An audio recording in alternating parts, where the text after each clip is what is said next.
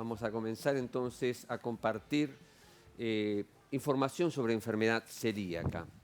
Es una enfermedad que afecta el intestino delgado tanto de niños como de adultos que están predispuestos genéticamente y que esta enfermedad está desencadenada por la ingestión de alimentos que contienen gluten, que es una proteína que luego vamos a ir explicando en mayor detalle.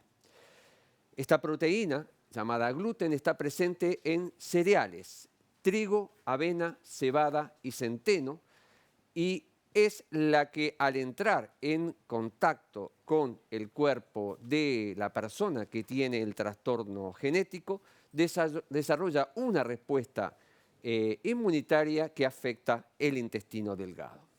El gran problema de las personas que padecen de este trastorno es que prácticamente todos los alimentos que uno puede obtener en supermercados, en almacenes, contienen gluten. Y eso les dificulta entonces mantenerse en un buen estado de salud porque la ingesta de esa proteína les afecta, les causa daño. ¿Cuán frecuente es la enfermedad?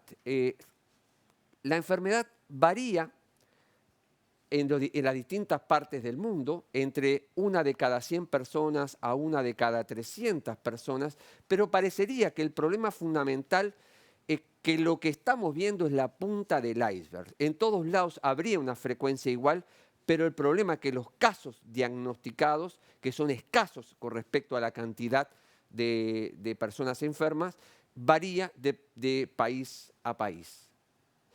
Y eso ocurre también en Uruguay. En Uruguay hay unas 4.000 personas diagnosticadas con enfermedad celíaca, pero se estima en 34.000 las personas que tienen un trastorno de este tipo. Y es entonces el concepto del iceberg que se maneja en esta enfermedad.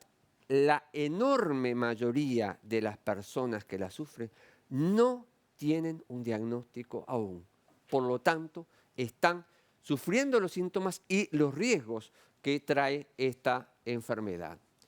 ¿Qué es lo característico de esta enfermedad que afecta, como decíamos, el intestino delgado y en especial la mucosa? Si vemos en este sector, esta es la mucosa normal con las vellosidades. Esto es un nuevo enfoque, parecen pelos que se ven, pero en el individuo que padece de enfermedad celíaca se atrofian las vellosidades, estas prolongaciones, y allí se genera un trastorno de la absorción, que es lo que causa el mayor daño en esta enfermedad.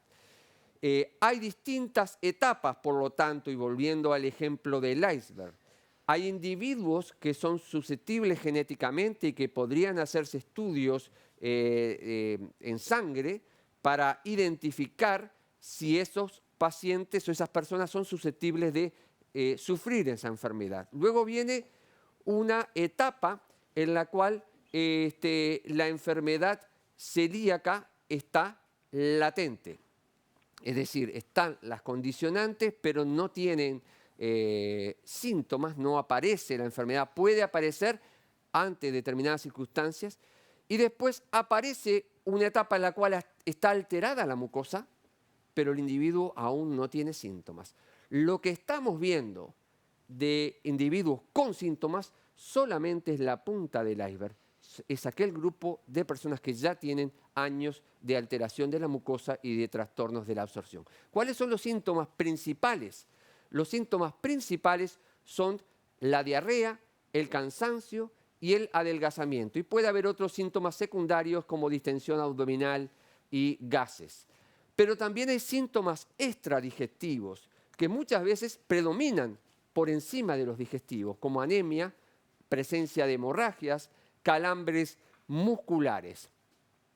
Los síntomas los podemos clasificar o diferenciar en síntomas típicos en los niños, que pueden ser, por ejemplo, un trastorno del desarrollo. La manifestación de esta enfermedad puede ser un trastorno del desarrollo del niño, con baja estatura, con pérdida de peso, y a veces síntomas intestinales, como vómitos, dolor abdominal recurrente, diarrea crónica y y a veces irritabilidad y mal humor, y lo que hay de base es una enfermedad celíaca. En el adulto, la diarrea crónica es el síntoma más frecuente, suele acompañarse de peso, distensión abdominal y dolor abdominal recurrente.